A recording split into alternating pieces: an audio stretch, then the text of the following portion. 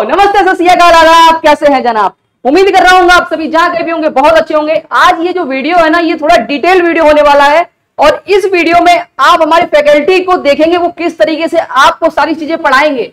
Semester 1 में physics के paper की अगर हम बात करें, ठीक है, तो आपके दो पेपर हैं, एक है ऑप्टिक्स, ठीक है, दूसरा है मैकेनिक्स एंड वेव मोशन। तो ये जो वीडियो है ना, अभी आपके सर आएंगे, मेघांत सर आएंगे, वो आपको सारी चीजों के बारे में बताएंगे और इस पेपर में किस तरीके से आपको तैयारी करनी है। और इसका एक डेमो वीडियो है, वो उन्होंने प्लानिंग की रखी है बढ़िया तरीके से, वो आपको सारी चीजें क्लियर कर देंगे। ठीक है, तो आइए सर, सारी चीजें जितनी है ना, जो भी आपने प्लान करके रखा हुआ है वो सब इनको बढ़िया तरीके से सारी चीजें समझा दीजिए। ठीक है, चलिए। तो हेलो एवरीवन, आप जैसा कि देख सकते हैं हमारा नाम है मेघांत शर्मा और लखनऊ यूनिवर्सिटी के फील्ड में पिछले 2 साल से हम टीचिंग कर रहे हैं। ठीक है, तो 2 साल का हमारा एक्सपीरियंस है लखनऊ यूनिवर्सिटी के फील्ड में। ठीक है, और आज हम बात करेंगे वो है हमारा मैकेनिक्स एंड वेव मोशन। और ये देख सकते हैं हमारा कोर्स स्टार्ट हो चुका है। सबसे पहले हम आपको इंट्रोडक्शन दे दें, बीएससी एनईपी सेमेस्टर 1 हमारा एलयू अपडेट के मोबाइल ऐप पे ये कोर्स हमारा स्टार्ट हो चुका है ऑलरेडी, जिसमें physics, chemistry, maths, statics, zoology, botany, computer, geology, आपको इनके नोट्स और लेक्चर्स मिल रहे हैं। ठीक है, और आपको सेमेस्टर 1 में मिलेगा notes, video classes, mock test, PYQ और डाउट सेशन मिलेगा। ठीक है, तो आज बेसिकली ये सेशन हमारा है वो है मैकेनिक्स एंड वेव मोशन।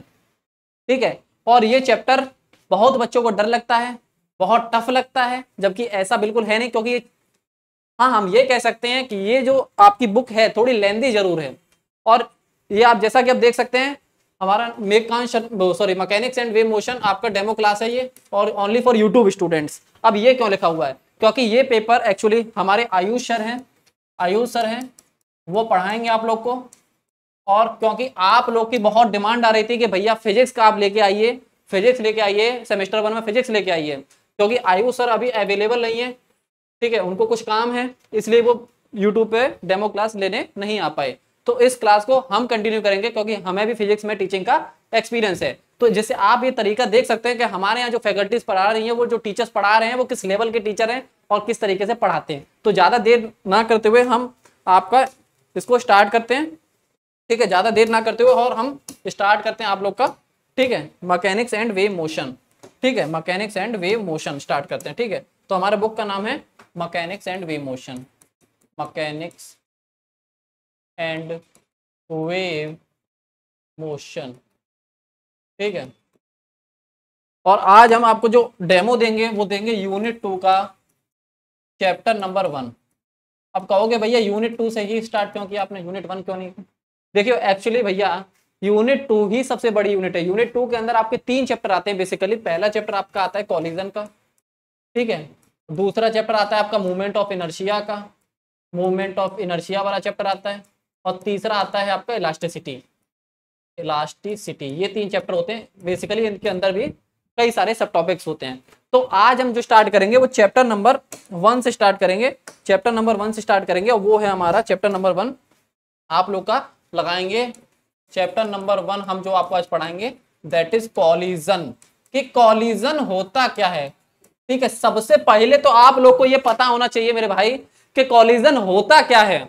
तो देखिए कॉलिजन बेसिकली होता है दो बॉडीज का इंटरेक्शन, बहुत शॉर्ट टर्म के लिए, शॉर्ट मूवमेंट के लिए दो बॉडीज का इंटरेक्शन को हम कॉलिजन कहते हैं। फॉर एग्जांपल ये मान लीजिए हमारे पास एक बॉडी ये है और मान लीजिए एक बॉडी ये है, तो इन दोनों बॉडीज का टकराव बहुत एक छोटे से क्षण के लिए, मतलब बहुत शॉर्ट मूवमेंट के लिए, इन दोनों बॉडीज के टकराव को ही हम कहते हैं आपका कॉलिजन। फॉर एग्जांपल ये बॉडी आपकी देखिए, बिफोर कॉलिजन आपकी बॉडी यहां पे है, ठीक है, दोनों एक दूसरे से दूर हैं।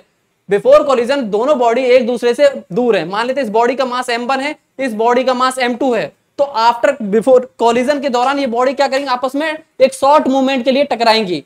कॉलिजन के दौरान ये बॉडी क्या करेंगे, शॉर्ट मूवमेंट में आपस में एक दूसरे से टकराएंगी और फिर उसके बाद आफ्टर कॉलिजन ये एक दूसरे से सेपरेट हो जाएंगे। आफ्टर कॉलिजन ये एक दूसरे से दोनों बॉडी सेपरेट हो जाएंगे। कई बार ऐसा होता है बॉडी स्टिक भी हो जाता है, हर बार ऐसा नहीं होता कि बॉडी सेपरेट हो जाए। ठीक है, तो कॉलिजन बेसिकली क्या होता है, दो बॉडीज का इंटरेक्शन होता है शॉर्ट मूवमेंट के लिए, उसी को हम आपका कॉलिजन कहते हैं। और क्या कहते हैं, बिफोर कॉलिजन मान लीजिए आपकी स्थिति ये है कि ये मान लीजिए बॉडी जिसका मास m1 है और ये एक बॉडी है जिसका मास m2 है। तो कॉलिजन के दौरान ये बॉडी आपस में से टकराएंगी शॉर्ट मूवमेंट के लिए, और कभी कभी क्या होता है ये बॉडी स्टिक रह जाती है, ये दूर नहीं होती है। तो आफ्टर कॉलिजन क्या हो जाएगा, ये स्थिति मान लेते हैं हम हो जाती है। ठीक है, तो लिखेंगे आप लोग क्या लिखेंगे, the interaction of two bodies for a very short movement, the interaction. तो कॉलिजन की डेफिनेशन आप लोग क्या लिखेंगे? कॉलिजन की डेफिनेशन होती है मेरे भाई, वो होती है, कॉलिजन की डेफिनेशन होती है the interaction of two bodies, the interaction of two bodies for a very short movement, for a very short movement, the interaction of two bodies for a very short movement is called या known as collision। तो अब समझ में आया कि collision होता क्या है, ठीक है। तो एक फिगर से मान लीजिए हम समझते हैं, आपको समझाने का प्रयास करते हैं कि collision बेसिकली होता क्या है। तो मान लेते हैं हमारे पास एक बॉडी ये है, मान लिया ये हमारे पास एक बॉडी है जिसका मास मान लिया m1 है, मान लिया ये बॉडी हमारे पास दूसरी बॉडी है जिसका मास क्या है m2 है, ये बॉडी एक और बॉडी है जिसका मास m2 है। तो कॉलिजन, ठीक है, ये कब की स्थिति? ये बिफोर कॉलिजन की स्थिति है बॉडी की, मतलब कॉलिजन होने से पहले बॉडी एक दूसरे से फार अपार्ट है, मतलब एक दूसरे से बहुत दूर है, ठीक है। अब कॉलिजन के दौरान क्या होगा मेरे भाई? कॉलिजन के दौरान ये बॉडी इस तरीके से होंगी, ठीक है, इस तरीके से। मान लीजिए बॉडी m1 है, ठीक है, m1 मास वाली बॉडी है, ये एक दूसरी बॉडी, इस तरीके से कॉलिजन के दौरान ये बॉडी होंगे, ठीक है। तो ये जो स्थिति होगी ये होगी आपकी ड्यूरिंग कॉलिजन, ये जो स्थिति होगी आप लोग की ड्यूरिंग कॉलिजन वाली स्थिति आपकी होगी। और अब आफ्टर कॉलिजन क्या होगा मेरे भाई? आफ्टर कॉलिजन जो स्थिति होगी वो ये होगी, कॉलिजन के बाद फिर से एक दूसरे से सेपरेट हो जाएंगे, ठीक है। मान लेते हैं ये m1 है और ये m2 है, ये आफ्टर कॉलिजन स्थिति है। ये कब स्थिति है आप लोग की? आफ्टर कॉलिजन ये स्थिति आप लोग की बनेगी।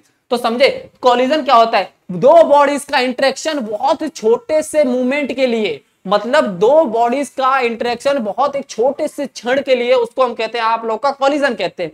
और मान लेते हैं हमारे पास दो बॉडी है जिसका एक का मास m1 है और दूसरी बॉडी का मास m2 है, तो ये जो हमारी स्थिति होगी, दोनों बॉडी एक दूसरे से फार अपार्ट होगी, ये स्थिति हमारी होगी बिफोर कॉलिजन की। और कॉलिजन के दौरान क्या होगी? ये दोनों बॉडी एक दूसरे से स्टिक हो जाएंगी या कभी, ठीक है, स्टिक हो जाएंगी, ये स्थिति हमारी कॉलिजन के दौरान। आफ्टर कॉलिजन ये फिर एक दूसरे से दूर चली जाएगी, या कभी कभी ऐसा, हर बार ऐसा नहीं होता कि एक दूसरे से दूर चली जाए, कभी कभी ये स्टिक भी रह जाते हैं। तो ये आफ्टर कॉलिजन हमने एक जनरल केस स्थिति माना है, वो आफ्टर कॉलिजन ये स्थिति हमारी बॉडीज की रहेगी, ठीक है। अच्छा, एक चीज मैं आपको बता दूं कि कॉलिजन के दौरान आपका लीनियर मोमेंटम कंजर्व रहता है, मतलब कॉलिजन के दौरान लीनियर मोमेंटम आपका कंजर्व रहता है। दैट इज, इसका मतलब यह है कि लीनियर मोमेंटम बिफोर कॉलिजन वो बराबर होगा linear momentum of body after collision. कहने का मतलब है कि जब बॉडी आपस में कोलाइड करेंगे एक दूसरे से, तो उस समय उन दोनों बॉडीज का लीनियर मोमेंटम कंजर्व रहेगा, मतलब जो लीनियर मोमेंटम होगा बॉडी का बिफोर कॉलिजन वो बराबर होगा linear momentum of body after collision. तो आप लोग इसको आप पहले पॉज करके नोट करेंगे,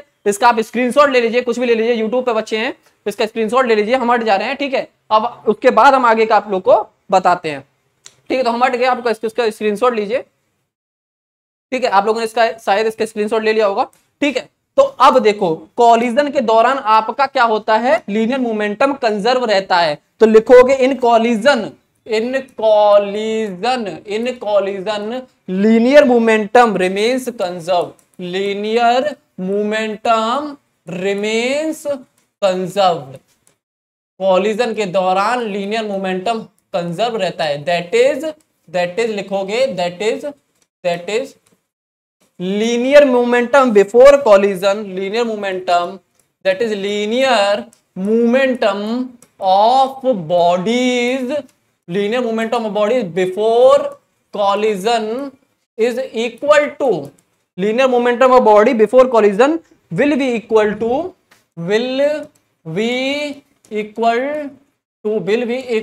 linear momentum of bodies after collision, will be equal to linear momentum of bodies after collision, linear momentum of bodies after collision.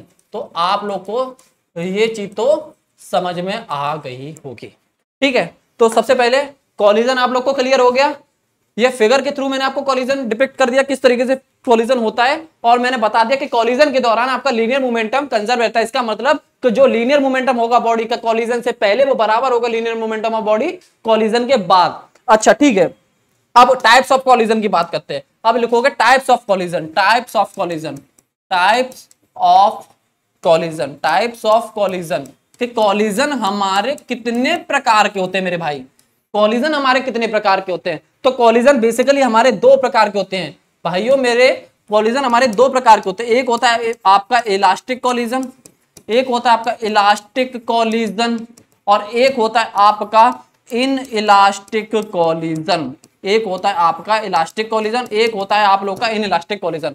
तो कॉलिजन कितने प्रकार के होते हैं मेरे भाई? कॉलिजन दो प्रकार के होते हैं हमारे, एक होता है आपका इलास्टिक कॉलिजन, एक होता है आपका इन इलास्टिक कॉलिजन। ठीक है, तो एक एक करके हम इनकी बात करेंगे। तो सबसे पहले आज हम जो पढ़ेंगे वो पढ़ेंगे elastic collision in one dimension, क्योंकि आप लोग के सिलेबस में स्टार्टिंग होता है elastic collision in one dimension से, तो वहीं से आज हम शुरुआत करेंगे और इन इलास्टिक कॉलिजन की बात हम नेक्स्ट लेक्चर में करेंगे अपनी। तो आप लोग हेडिंग लगाएंगे इलास्टिक कॉलिजन, पहला elastic collision in one dimension, in one dimension, in one dimension.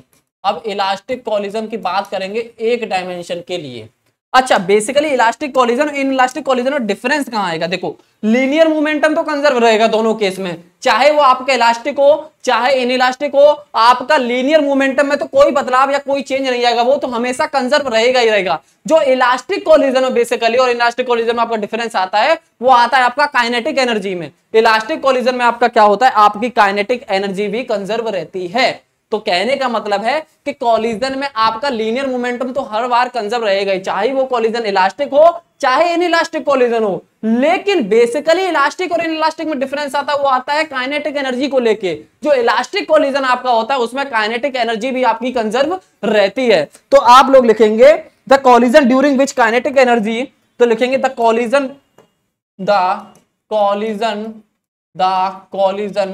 During which the collision during which kinetic energy, the collision during which the kinetic energy, the collision during which the kinetic energy of colliding bodies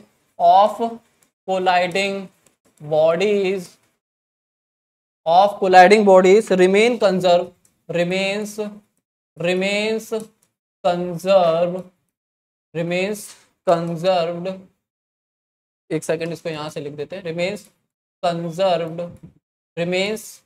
conserved, then collision is called या फिर known as elastic collision उसको हम कहते हैं। तो समझ में आ गया इलास्टिक कॉलिजन में क्या होता है? मतलब वो कॉलिजन जिसमें कोलाइडिंग बॉडीज का जो आपका काइनेटिक एनर्जी होता है वो हमेशा कैसा रहेगा, वो कंजर्व रहेगा। इसका मतलब जो काइनेटिक एनर्जी होगी बॉडी की, कोलाइडिंग बॉडी की बिफोर कॉलिजन, वो बराबर होगी kinetic energy of a body after collision. इसका कहने का मतलब यही है आपका। तो यहां से अब क्या करते हैं, इसका मैथमेटिकल फॉर्मुलेशन करते हैं। अब किस तरीके से elastic collision in one dimension हम निकालते हैं, अब इसको मैथमेटिकली एनालिटिकली हम लेके चलते हैं। तो मान लेंगे हमारे पास दो बॉडीज हैं, एक का मास m1 है, तो लिखोगे let us consider two bodies, लिखोगे let us consider two bodies. माना हमारे पास कितनी बॉडीज हैं? माना हमारे पास दो बॉडीज हैं, ठीक है, of masses m1 and m2 respectively. तो हमने क्या माना, हमारे पास दो बॉडीज है, ठीक है, हमारे पास दो बॉडीज है और दोनों बॉडीज का एक पहली बॉडी का माना हमने मास m1 है और दूसरी बॉडी जो है उसका मास माना हमने क्या है, m2 है। ठीक है, ठीक है, मूविंग विद वेलोसिटी, और ये दोनों मूव कर रही हैं, moving with velocities, moving with initial velocities, लिखो moving with initial velocities u1 and u2। तो माना हमने, अब क्या माना, हमने कि हमारे पास दो बॉडीज हैं, पहली बॉडी है जिसका मास m1 है, दूसरी बॉडी है जिसका मास m2 है, और दोनों मूव कर रही हैं जिनके पास इनिशियल वेलोसिटी है u1 और u2। माना दोनों बॉडी मूव कर रही हैं जिसके पास इनिशियल वेलोसिटी आपकी u1 और u2, ठीक है, u1 and u2 initially u1 and u2 moving in a line. और ये कहाँ मूव कर रही है, एक लाइन में, मूविंग इन अ लाइन, एक वन डायमेंशन में मूव कर रही हैं, ठीक है, एक लाइन में मूव कर रही है। इसका कहने का मतलब सीधा सीधा वन डायमेंशन मूव कर रही है वो, क्योंकि हमें निकालना है elastic collision of one dimension निकालना है सबसे पहले। तो दो बॉडीज मूव कर रही हैं आपकी जिसका मास है m1 और m2, इनिशियल वेलोसिटी उनके पास है u1 और u2, और एक लाइन में मूव कर रही है, मतलब वो वन डायमेंशन में मूव कर रही हैं। मूविंग ओवर अ लाइन लिखो, मूविंग इन अ लाइन नहीं, मूविंग ओवर अ लाइन लिखो, ठीक है, मूविंग ओवर अ लाइन। ठीक है, मूविंग ओवर अ लाइन आप लोग लिखो। तो आफ्टर कॉलिजन माना हमने after collision between bodies, after collision between bodies, after collision between bodies, the final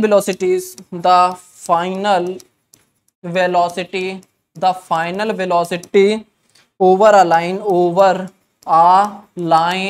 are v1 and v2 respectively। ठीक है, अब क्या हुआ, अब हुआ कि हमने माना कि हमारे पास दो बॉडीज जिसका मास है m1 और m2 दोनों मूव कर रही हैं इनिशियल वेलोसिटी से, जिसके पास पहले के पास इनिशियल वेलोसिटी u1 है, दूसरी बॉडीज के पास आपकी इनिशियल वेलोसिटी u2 है। तो आपस में जब वो कोलाइड करेंगे आफ्टर कॉलिजन, आपस में जब वो कोलाइड करेंगे मतलब एक दूसरे से कोलाइड करेंगे, ठीक है, उसके बाद जो उनकी फाइनल वेलोसिटी है वो निकल के आ रही है v1 और v2 निकल के आ रही है। तो हमने क्या माना, हमने माना, देखो मेरे भाई एक फिगर की तरह दिखाते हैं, माना हमारे पास एक बॉडी है, ठीक है, हमारे पास एक बॉडी ये है जिसका मास मान लिया m1 है और ये मूव कर रही है इनिशियल वेलोसिटी u1 से। ठीक है, हमने माना हमारे पास एक बॉडी है जिसका मास m1 है और ये मूव कर रही है इनिशियल वेलोसिटी u1 से। ठीक है, तो आफ्टर कॉलिजन इसकी वेलोसिटी क्या हो जा रही है, आफ्टर कॉलिजन इसकी वेलोसिटी v1 हो जा रही है। ठीक है, आफ्टर कॉलिजन इसकी वेलोसिटी क्या हो जा रही है, v1 हो जा रही है। ठीक है, और माना यहाँ पे हमारे पास एक बॉडी और है, ठीक है, एक बॉडी हमारे पास और माना हमने जिसका मास m2 है और इसके पास इनिशियल वेलोसिटी u2 है। तो आफ्टर कॉलिजन बेटा इसकी वेलोसिटी हो जाएगी, क्या हो जाएगी, v2। ठीक है, इसकी फाइनल वेलोसिटी क्या हो जाएगी, v2। तो इस फिगर के थ्रू आप लोग देख सकते हैं ये कब की स्थिति है आप लोग की, ये बिफोर कॉलिजन की स्थिति है। ये कब की स्थिति है आपकी, बिफोर कॉलिजन। ठीक है, बिफोर कॉलिजन। और ये कब की स्थिति आप लोग की भाई मेरे, ये आफ्टर कॉलिजन की स्थिति है। ये स्थिति कब की है, आफ्टर कॉलिजन की स्थिति है मेरे भाई। ठीक है, तो माना हमने हमारे पास एक बॉडी है जिसका मास m1 है, उसके पास इनिशियल वेलोसिटी u1 है। ठीक है, माना एक बॉडी हमारे पास m2 है जिसके पास इनिशियल वेलोसिटी u2 है। आफ्टर कॉलिजन ये बॉडी टकरा जाएंगे, उसके बाद उनके पास पहली वेलोसिटी फाइनल वेलोसिटी निकल के आएगी वो v1 और दूसरे के पास जो फाइनल वेलोसिटी निकल के आएगी वो v2 है। तो ये स्थिति आपकी बिफोर कॉलिजन है, ये स्थिति आपकी आफ्टर कॉलिजन है। तो लिखोगे then according to conservation of linear momentum क्या हो जाएगा, अब क्योंकि कॉलिजन के दौरान आपका लीनियर मोमेंटम कंजर्व रहता है, तो लिखोगे then according to conservation of linear momentum, then according to conservation of linear momentum. तो then according to conservation of linear momentum आपका क्या हो जाएगा, वो हो जाएगा m1 u1 plus m2 u2 बराबर m1 u1 plus m2 u2 बराबर m1 v1 plus m2 v2। यही हो जाएगा according to law of conservation of linear momentum से। ये मान लेंगे हमारी इक्वेशन नंबर 1 है मेरे भाई, जिसको क्या मानेंगे हम, हमारी इक्वेशन नंबर 1 मानेंगे, इसको कंसीडर करेंगे। ये हमारी इक्वेशन नंबर 1 है, ये क्या है, हमारी इक्वेशन नंबर 1 है। ठीक है, अब अभी तक हमने कुछ तो नहीं किया, जो हमारी कॉलिजन की डेफिनेशन बोलती थी कि जो कॉलिजन के दौरान आपका लीनियर मोमेंटम है वो कंजर्व रहता है, उसी के थ्रू हमने क्या बताया कि m1 u1 plus m2 u2 बराबर m1 v1 plus m2 v2 हो जाएगा। ठीक है, तो इसी के थ्रू हमने लिख दिया, ये बाकी हमने समझा दिया आपको। तो इसका मतलब क्या है, दैट इज, इसका मतलब क्या है, लीनियर मोमेंटम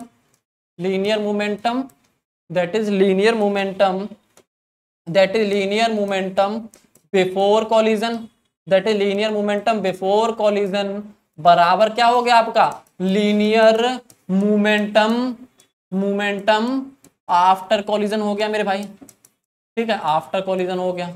यहां तक किसी बच्चे को कोई परेशानी, कोई तकलीफ, कोई दिक्कत नहीं हुई होगी। ठीक है, यहां तक किसी बच्चे को कोई परेशानी, कोई तकलीफ, कोई दिक्कत नहीं होगी, मैं समझता हूं। ठीक है, यहां तक। अब क्योंकि इलास्टिक कॉलिजन की हमारी डेफिनेशन अब क्या कहती थी, इलास्टिक कॉलिजन की डेफिनेशन कहती थी कि इलास्टिक कॉलिजन के दौरान आपकी काइनेटिक एनर्जी भी कंजर्व रहती है, यही कहते थे। ये बात कॉलिजन की डेफिनेशन कहती है इलास्टिक कॉलिजन की, मैं तो कुछ अपनी तरफ से नहीं कह रहा हूं। तो लिखोगे according to conservation of kinetic energy, अब यहां से लिखोगे according to conservation of kinetic energy. तो काइनेटिक एनर्जी के कंजर्वेशन से क्या हो जाएगा, आपका आएगा, वो आप लोग को निकल के आएगा, वो आपका निकल के आएगा half m1 u1 square plus half m2 u2 square बराबर half m1 v1 square plus half m2 v2 square. ठीक है, ये हो जाएगा हाफ, हाफ हाफ दोनों से कॉमन ले लो, दोनों साइड से हाफ हाफ कॉमन लोगे तो कट जाएगा। तो हमारे पास सिंपली बचेगा वो क्या एक्सप्रेशन बचेगा, वो आपका बचेगा m1 u1 square plus m2 u2 square बराबर m1 v1 square plus m2 v2 square, यही बचेगा। ठीक है, इसका मतलब क्या है, इसका मतलब है that is kinetic energy before collision, kinetic energy before collision, kinetic energy before collision बराबर किसके आ गई, काइनेटिक एनर्जी आफ्टर कॉलिजन के बराबर आ गई मेरे भाई। ठीक है, आफ्टर कॉलिजन के बराबर आ गई। यहां तक किसी बच्चे को कोई परेशानी, कोई तकलीफ, कोई दिक्कत नहीं हुई होगी। और इसको हम मानेंगे अपनी इक्वेशन नंबर 2। इसको हम क्या मानेंगे, हम की हमारी इक्वेशन नंबर 2 मानेंगे इसको। ठीक है, ये हमारी इक्वेशन नंबर 2 है मेरे भाई, ये हमारी इक्वेशन नंबर 2 है। ठीक है, ये हमारी इक्वेशन नंबर 2 है। यहां तक किसी बच्चे को कोई परेशानी, कोई तकलीफ, कोई दिक्कत नहीं हुई होगी। ठीक है, अब इक्वेशन 1 को देखो हम क्या लिख सकते हैं। देखो यहां से इक्वेशन नंबर 1 देखो हमारी क्या है, m1 u1 plus m2 u2 m1 v1 plus m2 v2। अब क्या करो, m1 वाले टर्म से एक साइड ले लो और m2 वाले टर्म से एक साइड ले लो। हम क्या करेंगे, इक्वेशन 1 से m1 वाले टर्म से एक साइड लेके आएंगे और m2 वाले टर्म्स एक साइड लेके जाएंगे। तो यहां से आप लोग लिखोगे, तो from equation 1 we may have, from equation number 1 we may have, equation number 1 से हमारे पास क्या बचेगा, वो बचेगा आप लोग का m1 u1 minus v1 is equal to m2 v2 minus u2। ये बचेगा m1 वाले टर्म्स एक साइड ले लिया, वहां से m1 कॉमन लिया है तो u1 माइनस v1 बचेगा। m2 वाले टर्म्स एक साइड कॉमन लिए, एक साइड लेने के बाद वहां से m2 कॉमन ले लिया तो वहां से हमारे पास ये आप लोग का बच के आएगा। तो इसको हम कह सकते हैं हमारी इक्वेशन नंबर 3 है मेरे भाई, ये हमारी इक्वेशन नंबर 3 माना है हमने। क्या माना है यहाँ से, इक्वेशन नंबर 3। सिमिलरली जो आपकी इक्वेशन नंबर 2 है वहां से क्या लिख सकते हैं, फ्रॉम इक्वेशन नंबर 2 से, from equation number 2 we may have, from equation number 2 से आप लोग क्या लिख सकते हैं, इक्वेशन नंबर 2 से यहाँ से अब आप लोग इस तरीके से m1 वाले टर्म्स एक साइड लेके जाइए और m2 वाले टर्म्स एक साइड लेके जाइए। तो वहां से आप लोग क्या लिख सकते हैं, वहां से आप लोग लिख सकते हैं m1 u1 square minus v1 square is equal to m2 u1 v2 square minus m2 v2 square minus u2 square. यहां तक किसी बच्चे को कोई परेशानी, कोई तकलीफ मैं समझता हूं अभी तक नहीं आई होगी कॉलिजन में। ठीक है, अब फ्रॉम इक्वेशन नंबर 3 एंड 4 से अब हम क्या करेंगे, equation number 3 and 4, from equation number 3 and 4। अब इक्वेशन नंबर 3 एंड 4 से हमारे पास क्या निकल के आएगा, वो निकल के आएगा m1 u1 square minus v1 square, ठीक है, upon m1 u1 minus v1 is equal to m2 v2 square minus u2 square upon m2 और आपका v2 माइनस u2। अब हमने क्या किया है, इक्वेशन नंबर 4 में इक्वेशन नंबर 3 का डिवाइड करा है। अब हमने किया क्या है, सिंपली इक्वेशन नंबर 4 को डिवाइड कर दिया इक्वेशन नंबर 3 से। तो बेटा आप लोग यहां से एक चीज देख सकते हैं क्या, कि m1 से m1 कैंसिल हो गया आपका, m2 से m2 कैंसिल हो गया, m1 से m1 कैंसिल हो गया और m2 से m2 कैंसिल हो गया आपका। और यहां से आप देखेंगे ए स्क्वायर माइनस बी स्क्वायर की फॉर्म बन रही है मेरे भाई। यहां से क्या बनी आपकी, ए स्क्वायर माइनस बी स्क्वायर की फॉर्म बन रही है। यहां से क्या बन रही है आपकी, ए स्क्वायर माइनस बी स्क्वायर की फॉर्म बन रही है। तो इसको क्या लिख सकते हैं, ए प्लस बी और ए माइनस बी की फॉर्म में लिख सकते हैं। तो यहां से क्या लिख सकते हैं, यहां से लिख सकते हैं आपका u1 माइनस v1 और u1 प्लस v1, ठीक है, u1 माइनस v1 और u1 प्लस v1 लिख सकते हैं। अपॉन नीचे क्या है, u1 माइनस v1, ठीक है।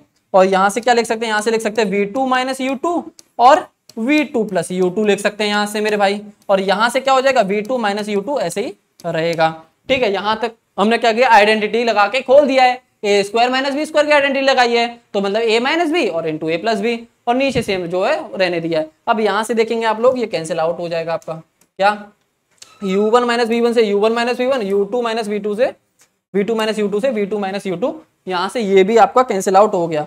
तो यहां से आप लोग देखेंगे क्या बचेगा आपके पास, यहां से बचेगा u1 प्लस v1 बराबर u2 plus v2, u1 plus v1 बराबर u2 प्लस v2, यही बचा मेरा, ठीक है, यहीं से बचा कि नहीं, u1 प्लस v1 बराबर u2 प्लस v2 आप लोग का बचा। और इसको क्या लिख सकते हैं, u1, ठीक है, और आप लोग क्या लिख सकते हैं, सिंप्लीफाई करके इसको u1 वाले टर्म से एक साइड, u वाले टर्म से एक साइड लीजिए और v वाले टर्म से एक साइड ले लीजिए। तो यहां से लिख सकते हैं आप u1 माइनस u2 बराबर v1 माइनस v2, ठीक है, बराबर minus times of v1 minus v2 लिख सकते हैं। ठीक है, बराबर minus times of v1 minus v2 आप लोग लिख सकते हैं। ठीक है, ये आप लोग लिख सकते हैं मेरे भाई। ठीक है, यहां से आप लोग लिख सकते हैं। तो इसका मतलब क्या है, देखो elastic collision in one dimension में इसका मतलब क्या निकल के आया, इसका मतलब जो निकल के आया कि जो रिलेटिव वेलोसिटी होती है दो बॉडीज की, जो रिलेटिव वेलोसिटी होती है दो बॉडीज की बिफोर अप्रोच, ठीक है, रिलेटिव वेलोसिटी ऑफ बॉडीज। ठीक है, तो यहां से लिखेंगे 10 इन इलास्टिक कोलिजन, तो पहले लिख लीजिए आप लोग 10 इन इलास्टिक कोलिजन। तो यहां से आप लोग लिख सकते हैं 10 in elastic collision in one dimension. किसकी बात कर रहे थे हम, वन डायमेंशन की बात कर रहे थे।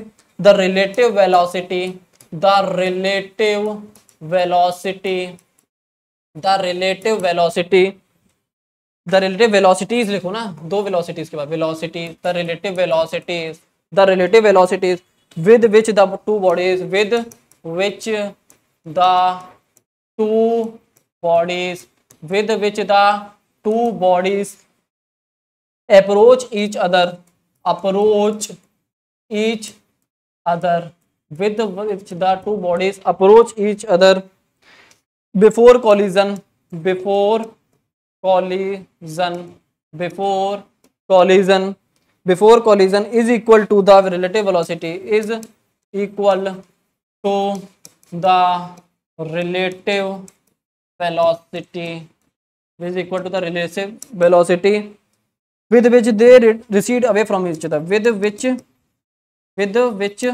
they recede from each other। तो इसका कहने का मतलब है, यहां से आप सिंपली देख सकते हैं कि elastic collision in one dimension में जो रिलेटिव वेलोसिटी होती है दो बॉडीज की, जिससे वो एक दूसरे को अप्रोच कर रहे होते हैं कोलिजन से पहले, वो बराबर होती है रिलेटिव वेलोसिटी ऑफ बॉडी जो एक दूसरे से जब वो दूर जाते हैं। तो कहने का मतलब सीधा सीधा यहाँ पे देखो कैसे है, देखो जब मान लिया हमारे पास दो बॉडी हैं, जब वो एक दूसरे को अप्रोच करेंगी, जब एक दूसरे को अप्रोच करेंगी तो आपका मतलब क्या, u1 की वैल्यू ग्रेटर देन हो जाएगी u2 से।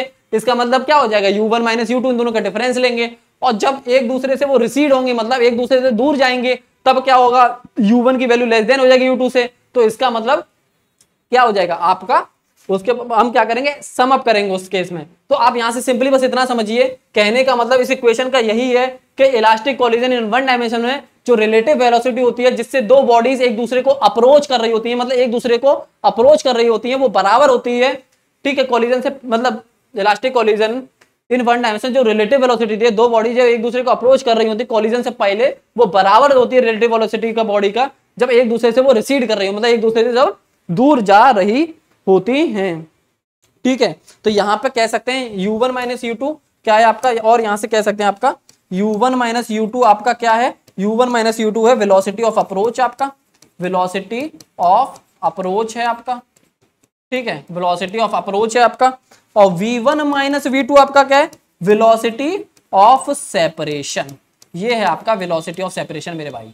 ठीक है, कहने का मतलब यही है, u1 माइनस u2 इस इक्वेशन में दिखा रहा है वेलोसिटी ऑफ अप्रोच, और v1 माइनस v2 दिखा रहा है आपका वेलोसिटी ऑफ सेपरेशन। तो कह सकते हैं आपके elastic collision in one dimension में जो रिलेटिव वेलोसिटी होती है दो बॉडीज की जिससे वो एक दूसरे को अप्रोच करती हैं, वो बराबर होती है रिलेटिव वेलोसिटी ऑफ बॉडी जब वो एक दूसरे से दूर जाती हैं आफ्टर कोलिजन। जहां पर u1 माइनस u2 आपका वेलोसिटी ऑफ अप्रोच होता है और v1 माइनस v2 आपका वेलोसिटी ऑफ सेपरेशन होता है। तो यहां से आप लोग एक लाइन और लिख सकते हैं, वो बेहतरीन लाइन है, वो आपको लिखना ही चाहिए कि that is in one dimension elastic collision, that is in one dimension elastic collision, that is in one dimension elastic collision, the velocity of approach, the velocity of approach, जो velocity of approach होती है, the velocity of approach is equal to velocity of separation, is equal to velocity of separation. ठीक है मेरे भाई, यहां से आप लोग को क्लियर हो गया होगा। ठीक है, यहां से आप लोग को थोड़ा सा आइडिया लग गया होगा, इसको हम सही कर देते हैं। ठीक है, यहां तक आप लोग को इतना आइडिया मेरे भाई लग गया होगा। ठीक है, यहां तक आप लोग को आइडिया लग गया होगा elastic collision in one dimension क्या होता है। अच्छा, एक केस और इसमें बनता है, elastic collision of one dimension इतना पढ़ लिए, तो एक दो पेज की बात और है, उतना और पढ़ ले हम लोग। एक केस बनता है, वो है आपका कि जब आपको initial velocity of body given हो और फाइनल वेलोसिटी आपको पता ना हो। जब आपको initial velocity of body given हो, फाइनल वेलोसिटी आपको ना पता हो, ठीक है। तो यहां तक आप एक लाइन और पढ़ोगे तो लिखोगे if initial velocities of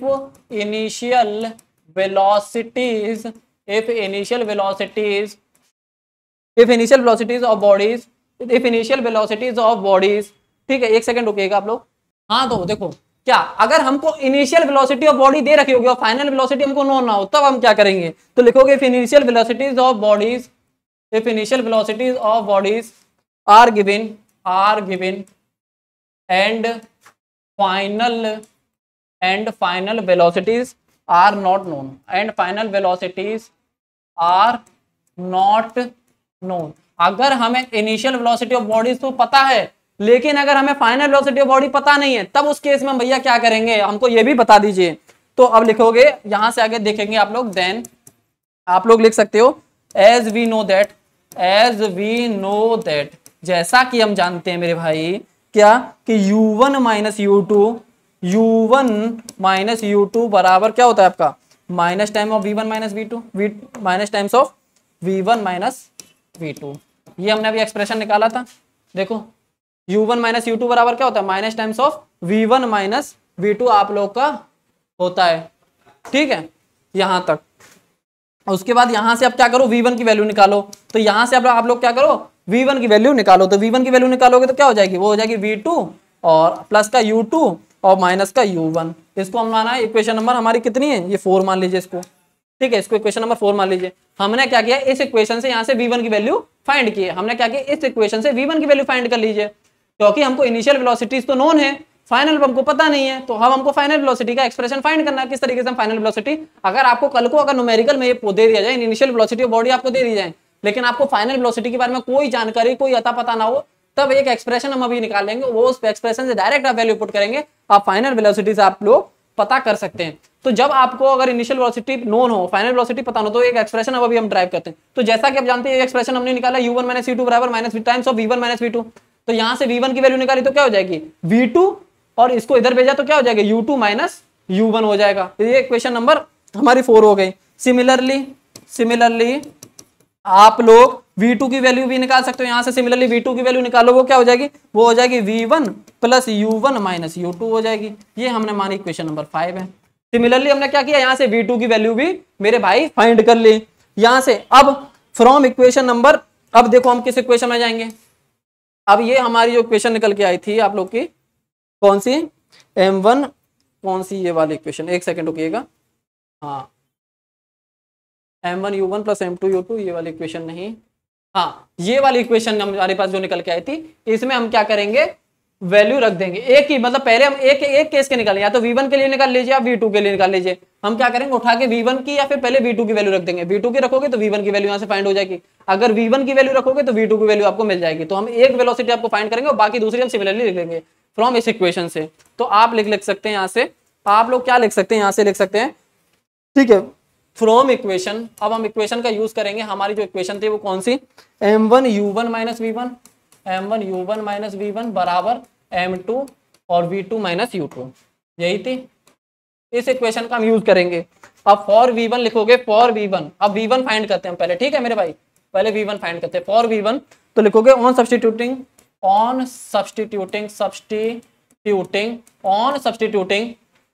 v2 from equation number 1, from equation number 5। अब हमको क्योंकि यहां से किसका एक्सप्रेशन चाहिए? v1 का एक्सप्रेशन चाहिए हमको।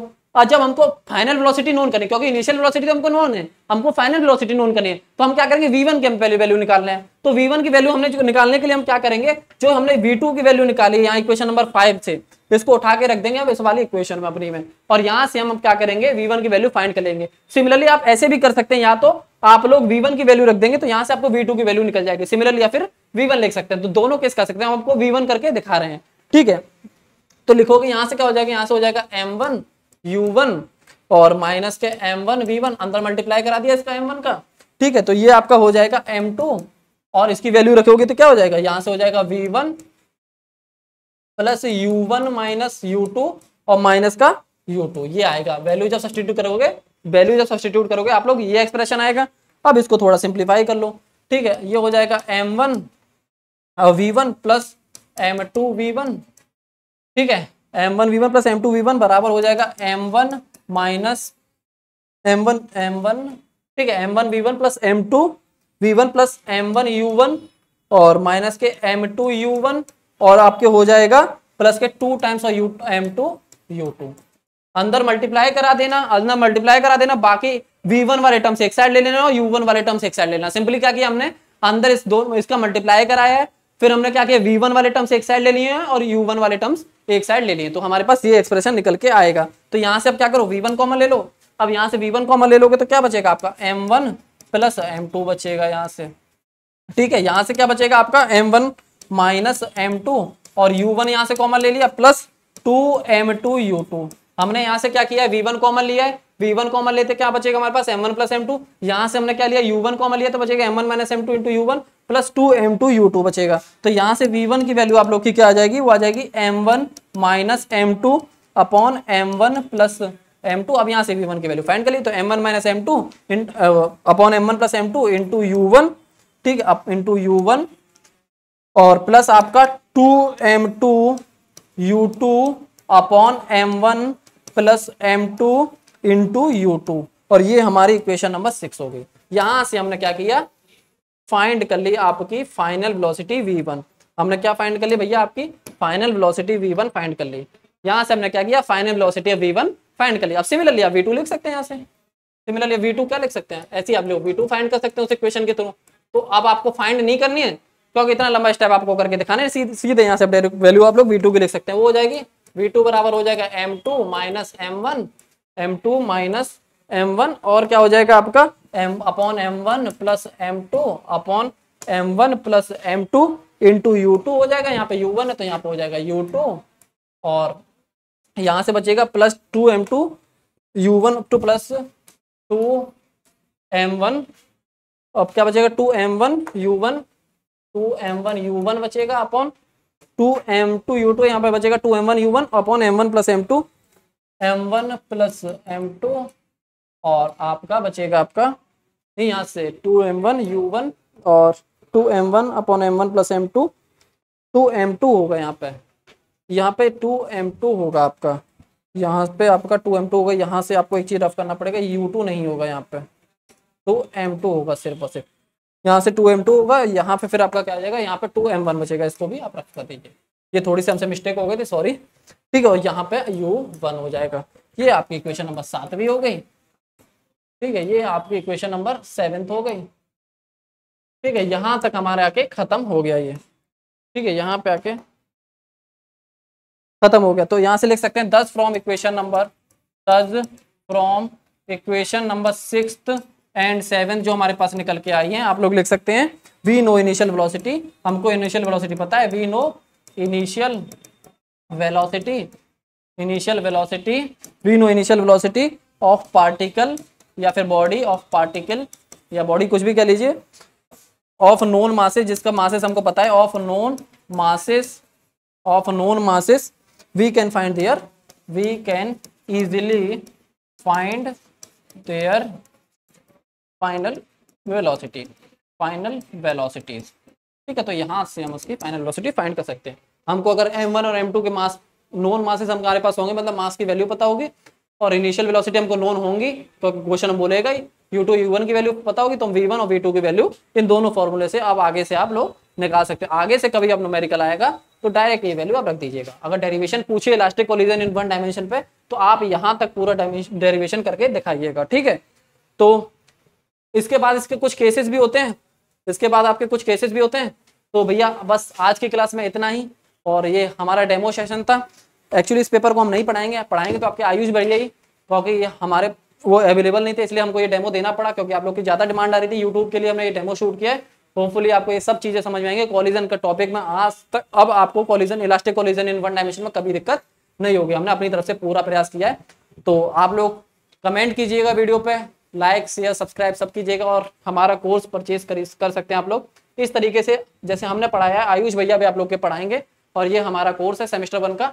तो आप लोग इसको जाके एलयू अपडेट के मोबाइल ऐप पे परचेज कर सकते हैं और इस समय ऑफर भी चल रहा है कुछ, ठीक है। एलयू अपडेट के मोबाइल ऐप पे जाके आप लोग परचेज कर सकते हैं और कुछ ऑफर चल रहा है जिसमें आपको डिस्काउंट मिलेगा कुछ, वो आप जाके एप्लीकेशन पे देख सकते हैं।